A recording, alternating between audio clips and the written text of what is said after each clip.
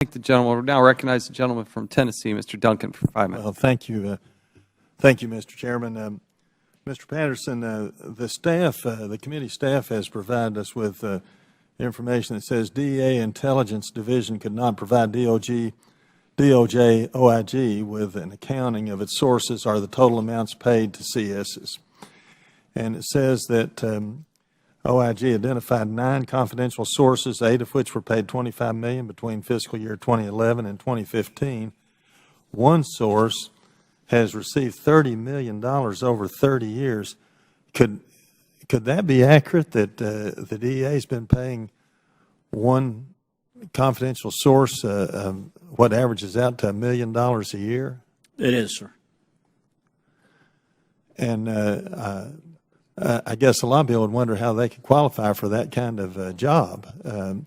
That seems ridiculously excessive to me to reward a drug dealer $1 million a year. But then there were payments of over $800,000 to an Amtrak employee who, over 20 years, 40-something thousand a year, and that he was later fired for violating Amtrak ethics rules, and he's being investigated for the IRS for not paying taxes. Are you familiar with that case? I am, sir. Did you hear Mr. Horowitz when he said a while ago that they didn't feel that there was adequate information to determine the success and failure rate, and that he couldn't tell whether you were batting 1,000 or batting 0.50? Did you hear that? I absolutely did. And what would be your response to that? Again, I agree with their assessment of that, and we are working to fix those issues. Do you anticipate that this $237 million that's been paid over the last 5 years is going to that you're going to continue those types of payments at that type of level, or increase it or decrease it? I mean, obviously, those numbers have the ability to change. That funding is not all appropriated, sir. I will simply say this, that related to fundings of informants, we have to have good accountability and oversight on what these people are paid. We have to be good stewards of how we spend this money.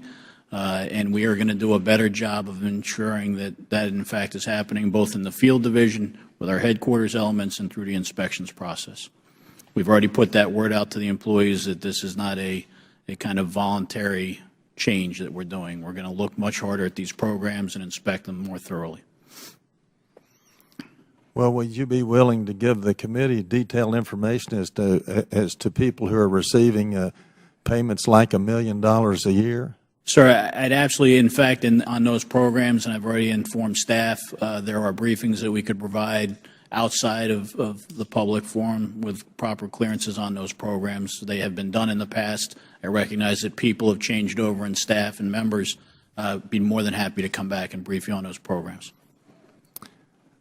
I was a lawyer and a judge. I was a judge for 7.5 years before I came to Congress trying the felony criminal cases. And I've dealt with many, many cases involving large-scale drug dealers. And I can tell you, I think that paying any confidential informant at the rate of $1 million a year is ridiculous. It's very excessive. And I am very disturbed that that type of thing is going on. I just don't see how that could be justified or worthwhile in any respect. Thank you very much.